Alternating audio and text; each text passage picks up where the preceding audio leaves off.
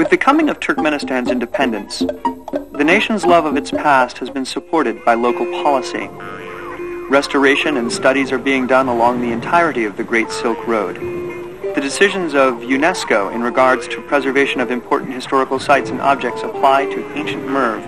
Dozens of buildings, 120 kilometers of defensive walls, 25 centuries of written history are receiving special attention. We have learned much from the mausoleum of the last of the great Seljuks, Sultan Sanjara.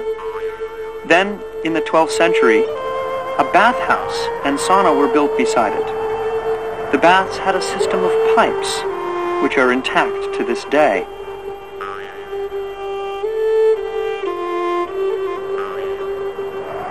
There were apparently 12 libraries here at that time.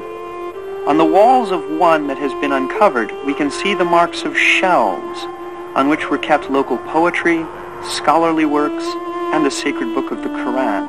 Who knows, but that even here was the place where the great physician Avicenna loved to work, or that Omar Khayyam showed up in the evenings to his mournful and hopeful poems. Grief seeps from the entire mausoleum. These are only the remnants of past greatness and beauty. It is this that could not be destroyed, not by time, nor by the Mongols, who took Merv in the year 1220 and wiped out its inhabitants.